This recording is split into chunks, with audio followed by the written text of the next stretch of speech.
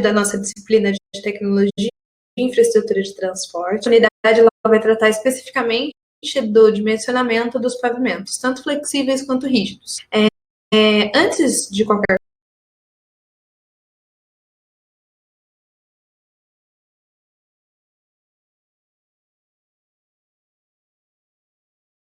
coisa, a gente precisa caracterizar os materiais que a gente vai utilizar.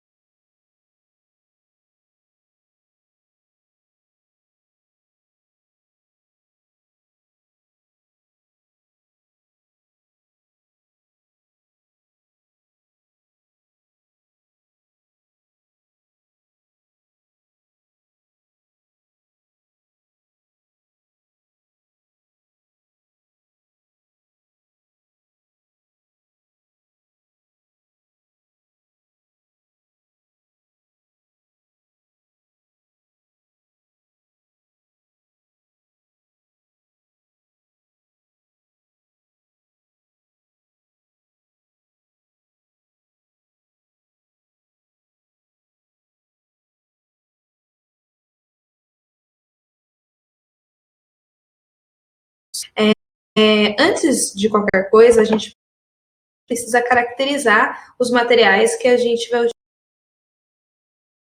utilizar.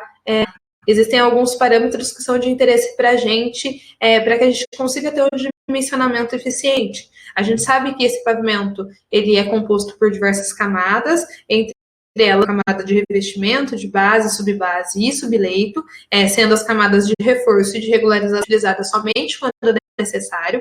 E a gente sabe que o objetivo dessa estrutura é justamente reduzir os esforços impostos pelos veículos que vão trafegar lá na minha superfície. Então, a gente precisa selecionar esses materiais de forma que eles consigam resistir a esses esforços pela gente durante todo essa vida útil dessa estrutura, tá? Em função da qualidade desses materiais, conforme mais inferior a camada, menor tende a ser a idade e, consequentemente, a resistência. Então, aí, tanto a parte técnica quanto a parte econômica, ela acaba sendo inferior em função dessas camadas mais subjacentes. E a gente tem como camada mais nobre, tanto técnica quanto economicamente, a nossa camada de revestimento. Independente daí, nesse caso, se essas camadas elas são feitas de agregado ou de solo, existe um método, existem métodos de seleção que eles levam em consideração principalmente a granulometria desses materiais, qual a resistência que eles oferecem, consequentemente, qual é a forma dos seus grãos e a durabilidade que esses materiais vão oferecer para a nossa estrutura.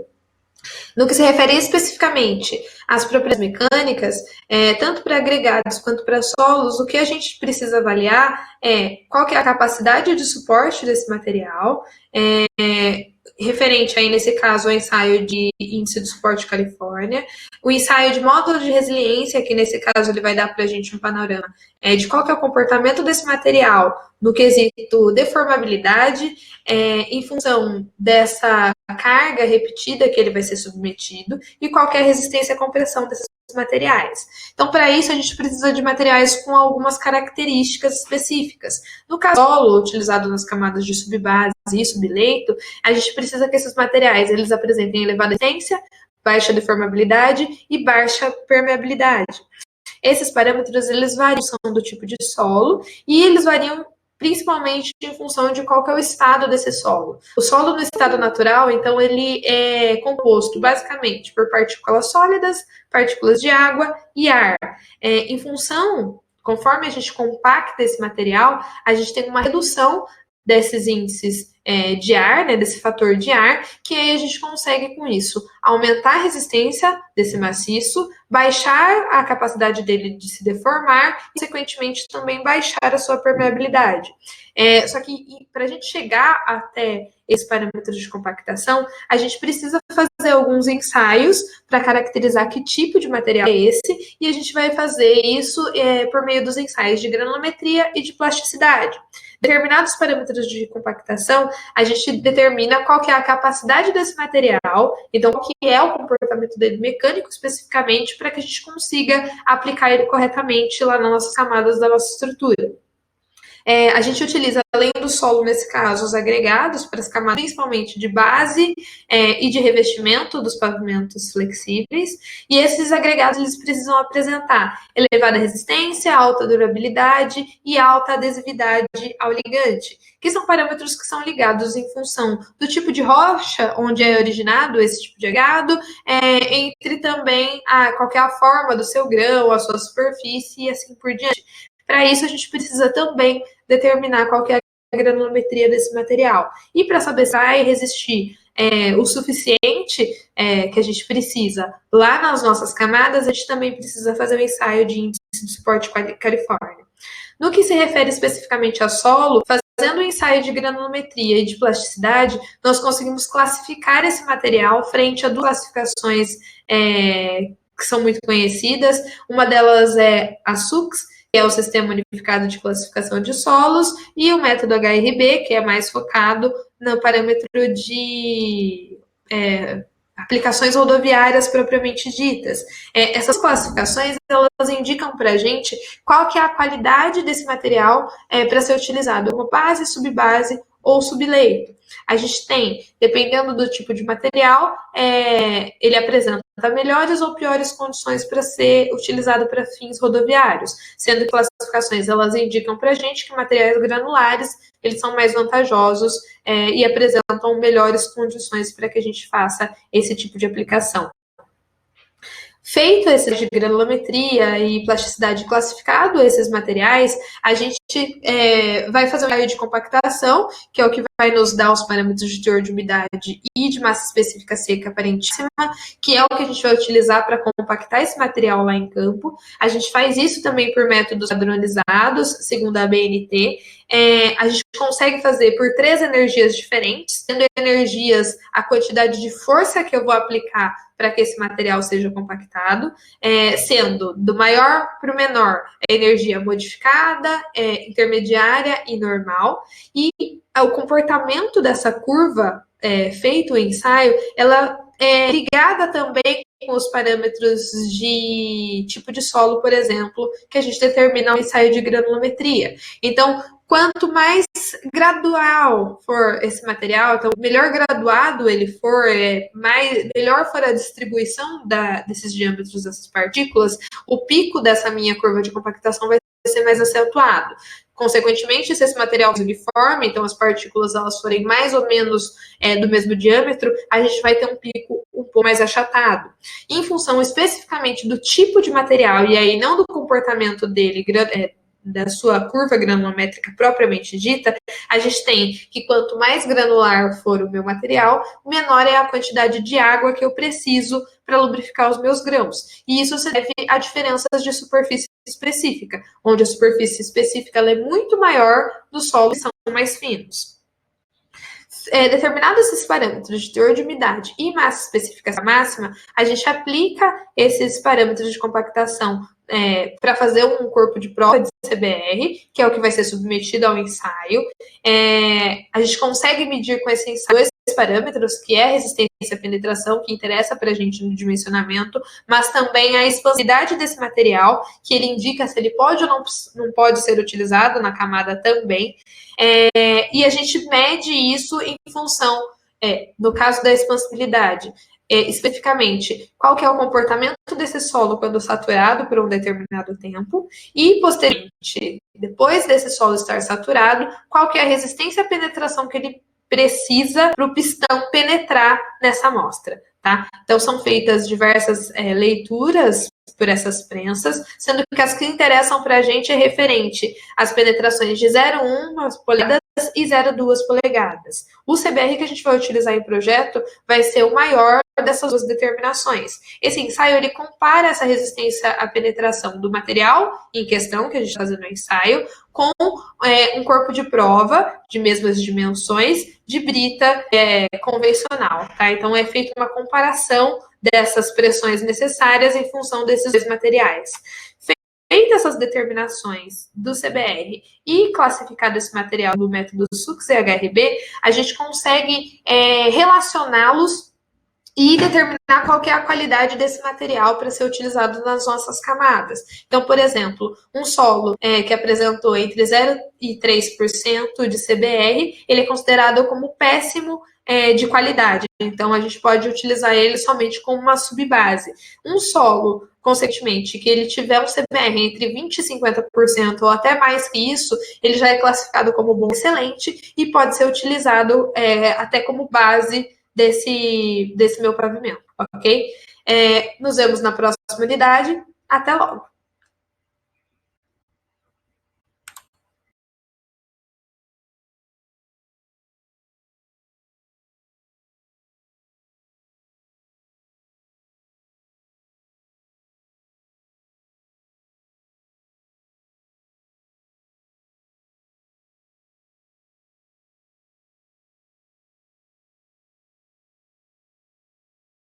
Olá, aluno! Para dar continuidade na nossa disciplina, a gente precisa entender um pouquinho agora sobre as camadas constituintes, os pavimentos, e também sobre o sistema de drenagem, que é uma parte muito importante que vai garantir para a gente a durabilidade do nosso pavimento, além de segurança. Dentre os principais materiais que a gente tem no quesito dos pavimentos flexíveis, a gente tem os materiais granulares, e aí nesse caso aqueles por estabilização granulométrica ou os macadames, sendo por estabilização granulométrica aqueles que são executados onde a gente cria misturas apropriadas de materiais que apresentem uma granulometria diferente da original desse material, para que a gente consiga fazer com que ele atenda a uma especificação qualquer, segundo as nossas necessidades. A gente tem esse procedimento de estabilização granulométrica sendo muito utilizado no país, e a gente tem um exemplo, por exemplo, quando a gente está trabalhando com o solo, de que quando o solo natural ele não apresenta alguma característica que seja essencial para determinado fim que a gente vai aplicar ele na engenharia, é usual que a gente melhore ele através da mistura com outros materiais que possibilitem a obtenção desse produto com essas propriedades que a gente deseja, principalmente referente à parte mecânica. Dentre essa parte de estabilização granulométrica, a gente tem ainda as britas graduadas, a bica corrida e o solo brita. No caso da brita graduada, ela também é chamada de brita corrida e é uma mistura de brita, pó de pedra e água que a gente utiliza exclusivamente produtos de britagem que já vieram preparados de uma usina. Nós temos também a bica corrida, que daí seria um material que ele é proveniente da britagem, mas ele não passou por esse processo de separação, de graduação desses elementos, das partículas desse material. Então, ele não apresenta uma graduação, nesse caso, muito bem distribuída. Nós temos ainda os macadames, sendo que o macadame seco seria uma camada granular, que é composta por agregados graúdos, que podem ser naturais ou artificiais, ou britados, né, que são preenchidos a seco por agregados de menores dimensões, que é o caso dos agregados miúdos. E aí a estabilidade, nesse caso, ela é obtida a partir da ação mecânica, por meio da compactação com os rolos compressores. Nós temos, em contrapartida, também o macadame hidráulico. Nesse caso, a execução dele consiste no espalhamento dessa camada de brita, que tem uma graduação mais aberta. A gente compacta esse material para que a gente consiga reduzir os espaços vazios nele. Espalhamos em seguida uma camada de pó de pedra, que é um material mais fino, sobre essa camada, para que a gente consiga preencher esses vazios deixados pela brita. E aí, para facilitar a penetração desse material, a gente utiliza a água, né, nesse caso, além da compactação, para promover a penetração desse material até os vazios mais profundos. Essa operação ela é obtida diversas vezes, até que todos os vazios eles tenham sido preenchidos com o material pó de pedra. Nós temos entre os materiais utilizados principalmente para a parte de pavimento rígido, que é o concreto, e aí nesse caso pode ser o concreto simples de cimento Portland. Nós podemos ter o concreto armado, então nesse caso a gente adiciona aço, pré-determinado, né, dimensionado nesse pavimento. Nós temos o concreto protendido, que é protegido com auxílio de cordoalhas, que visam principalmente adicionar uma resistência maior à compressão e à tração dessa estrutura. Nós temos o concreto rolado, que nesse caso é um material que é um concreto que ele é mais seco, ele tem um consumo de cimento um pouco menor e ele tem uma trabalhabilidade que permite que a gente faça o adensamento dele utilizando rolos compressores e não somente os equipamentos vibratórios que fazem geralmente o adensamento dos concretos convencionais. E por fim a gente tem o white topping, que é aquela camada ultra delgada de concreto de cimento Portland que a gente utiliza para revestir pavimentos flexíveis que apresentam condições estruturais vantajosas, mas já não apresentam mais condições funcionais que desempenham a função para a qual eles foram projetados. Então, nesse caso, a gente lança por cima de uma camada de revestimento asfáltico a camada de concreto ultra delgado. Nós temos ainda as bases, né, os materiais que são utilizados para os pavimentos semi-rígidos. Nesse caso, a gente trata especificamente dos materiais que são estabilizados quimicamente por meio da adição de aditivos, sendo os mais comuns a adição de cimento e de cal para formar as misturas de solo-cimento, BGTS e solo-cal. A gente geralmente faz esse tipo de adição para melhorar alguma propriedade desse material. Então, no caso do solo-cimento, essa mistura que é solo, cimento, Portland e água, que é devidamente compactada, que propicia um aumento da rigidez desse material e, consequentemente, da resistência dele. No caso do solo-cal, a adição ela é feita com outro intuito que não aumentar a rigidez, mas sim melhorar a trabalhabilidade desse material. O solo-cimento, no caso, ele é adicionado a misturas de solo mais granulares, mais com tendência arenosa, e o cal é utilizado para melhorar as propriedades de solos mais finos, como o caso do solo argiloso. E aí a gente tem ainda a adição de betume, que formam as misturas de solo asfalto, solo emulsão, ou até o macadame betuminoso. Nós temos que quase todos os materiais que são empregados na pavimentação, ele tem o seu comportamento que é afetado por diferentes condições de teor de umidade. Então, isso é um fato que é de conhecimento geral, por exemplo, que se a gente adiciona água num solo argiloso, ele vai se tornar mais escorregadio, e aí, se a gente não tiver revestimento, a gente tem condições muito mais difíceis de transitar sobre essa camada. Nós temos a água de infiltração e a água de escoamento quando acontecem essas precipitações e elas acabam alcançando os rios, os lagos e depois ela evapora e começa novamente o ciclo hidrológico.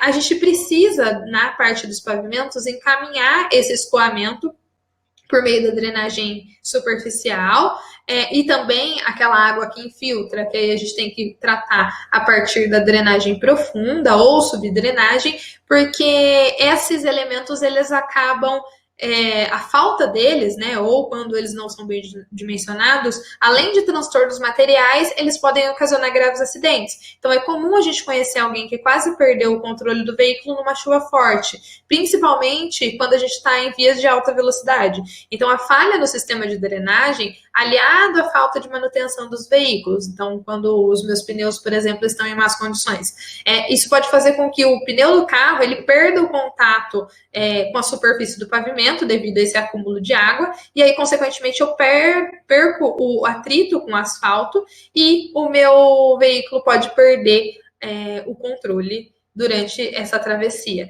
Então, o objetivo da drenagem é justamente evitar que esses materiais que são constituídos do pavimento e do subleito, eles sofram grandes variações com esses teores de umidade e, consequentemente, com esse volume de água que as precipitações geram para a gente. Em resumo, uma drenagem adequada, então, a gente consegue reduzir se essa drenagem ela não for realizada de forma correta. Acontece uma redução da capacidade de suporte do nosso solo de fundação, que é do subleito, em virtude dele estar saturado, e aí pode ocorrer em maior ou menor grau uma mudança de volume nele, que seria o caso da expansão.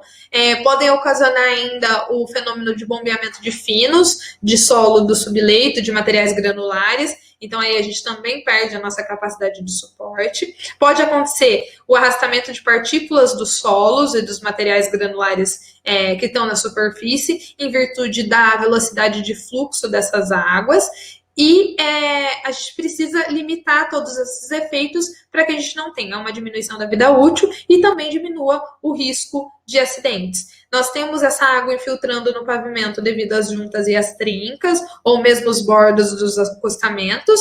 Essa água ela pode subir ainda por percolação do lençol freático, ou também pode penetrar em função das valetas dos acostamentos. Então, esses efeitos eles precisam serem considerados, além, claro, de outras condições climáticas, mas que a gente consiga prover para os usuários dessas vias o principal, que é a segurança e o conforto também durante todo o trajeto que ela precisa percorrer ao longo dos seus dias.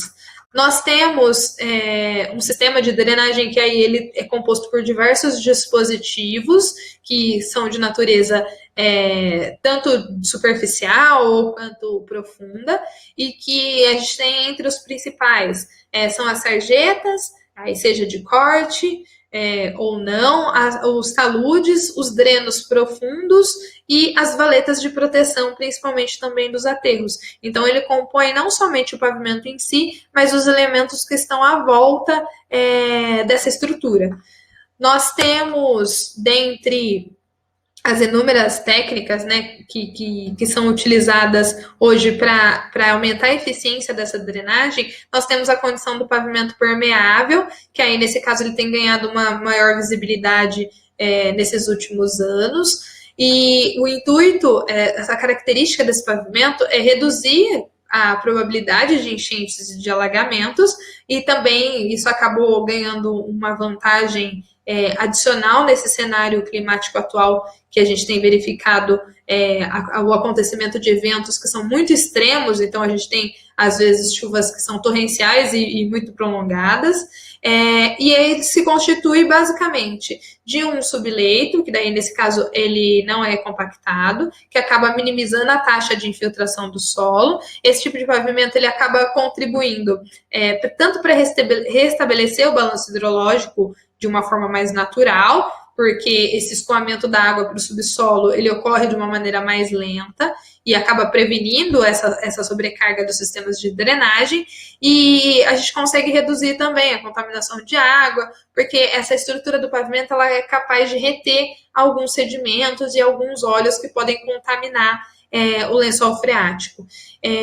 O pavimento permeável ele consegue ainda prover melhores condições de visibilidade e de segurança do tráfego, mesmo quando a gente tem esse acúmulo de água na superfície, que acaba evitando a aquaplanagem e diminuindo também aquela situação de spray, que a gente cria uma cortina de água quando a gente passa com os nossos pneus. Então, nós temos que buscar, além do desenvolvimento do sistema de drenagem adequado no método convencional, buscar outras alternativas que solucionem esses problemas de drenagem, que podem arriscar tanto a vida quanto a própria perda material dos usuários dessas vias. Nós nos vemos na próxima aula e bons estudos!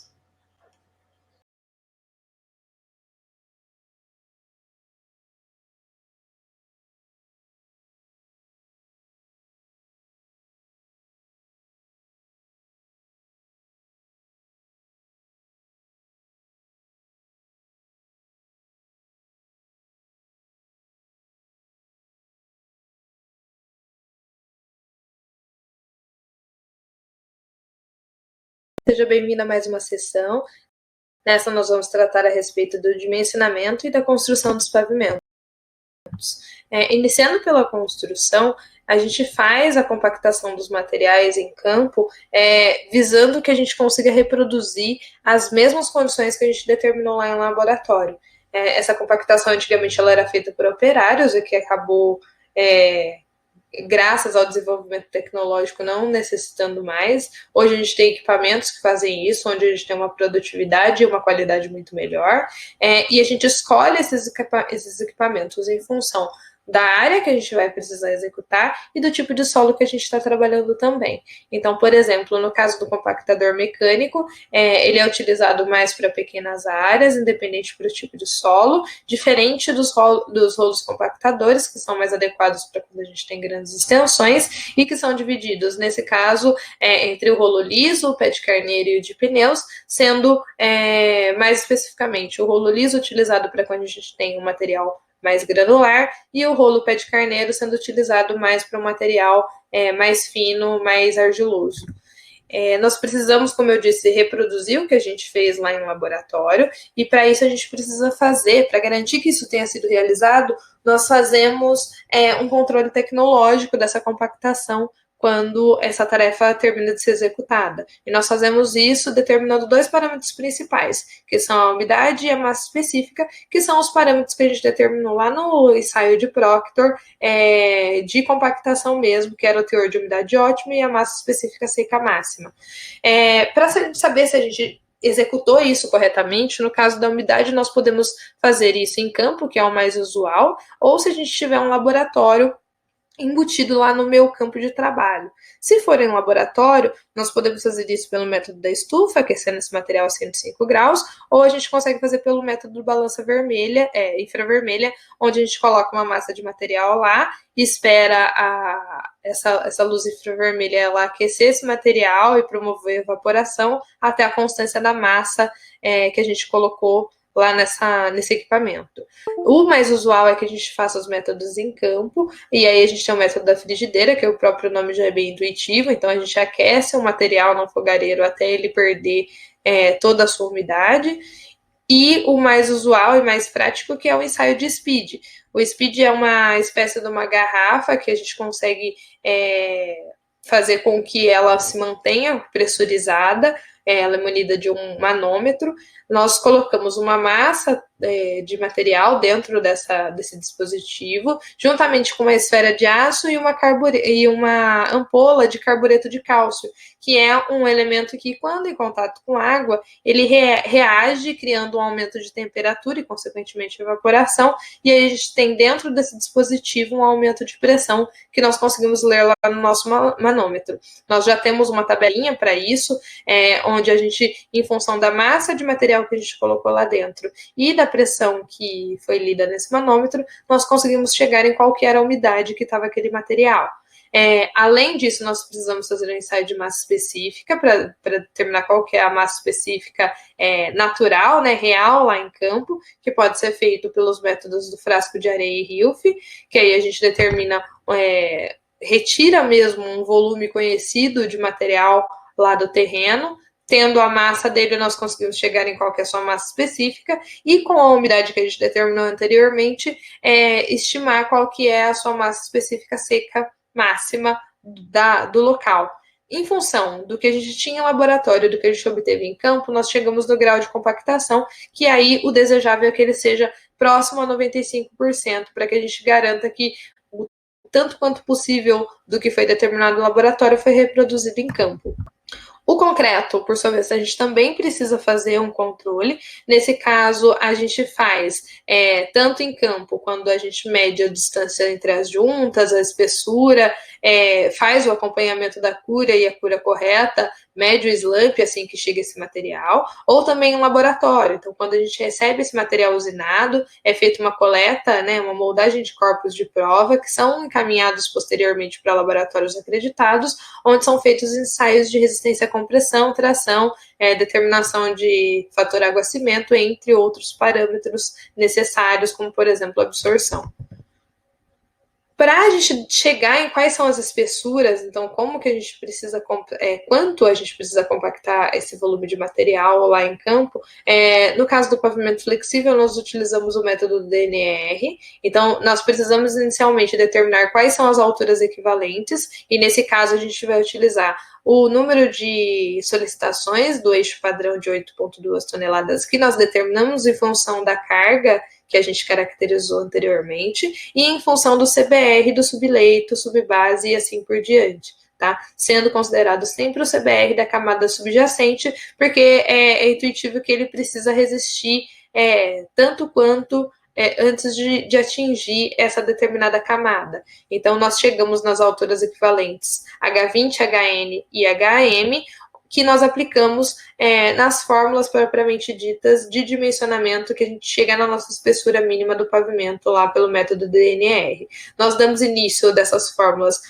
pela fórmula da base, tendo já o valor do H20, da altura equivalente, os coeficientes estruturais tanto do revestimento quanto da base, e a espessura mínima do revestimento que nós determinamos em função do número de operações. Com base nisso, nós manipulamos essa equação para chegar em qual que é a espessura mínima da nossa base e, consequentemente, substituindo nas equações das camadas de subbase e de reforço também. A gente precisa determinar o coeficiente estrutural ainda para a camada de subbase e de reforço de subleito, que não é tabelado, mas nós temos uma relação entre esses CBRs e o CBR do subleito, que nos indica se esse valor vai ser considerado como 1 ou como 0,77, 0,81, a depender desse resultado entre a relação entre esse CBR da camada que a gente está considerando e o CBR da camada de subleito. Já no método do pavimento rígido, a gente utiliza o método do PCA, e nesse caso ele leva em consideração tanto o fator de fadiga quanto o fator de erosão. Ele é feito basicamente em função do recalque do material, e aí a gente considera nesse caso que quanto mais granular, maior vai ser esse coeficiente, e a gente utiliza algumas tabelas de dimensionamento para esse fim, que é o que vai nos dar em função de qual que é a espessura desse revestimento. A gente consegue fazer uma correlação entre o coeficiente de recalque e o CBR da camada de subleito. No caso dos materiais para subbase e pavimentos rígidos, nós temos as subbases granulares, e aí nesse caso trata de como que é mesmo a distribuição granulométrica, se ela é mais fechada ou mais aberta, e das subbases tratadas, nesse caso a parte química, que pode ser tratada com cimento ou com outros aditivos. Nós precisamos, tanto quanto possível, tentar evitar o problema de bombeamento, e aí, nesse caso, a gente acaba adicionando uma subbase intermediária granular, e a gente precisa considerar também os parâmetros de inchamento e expansibilidade, consequentemente, dos materiais, principalmente quando a gente está trabalhando com materiais argilosos e lateríticos. E aí, nesse caso, nós precisamos considerar, em função do índice de plasticidade, nós já temos uma relação de qual que é esse inchamento e a probabilidade de expansibilidade desse material. Nós terminamos a nossa unidade 3 aqui, nos vemos na próxima unidade e bons estudos para vocês.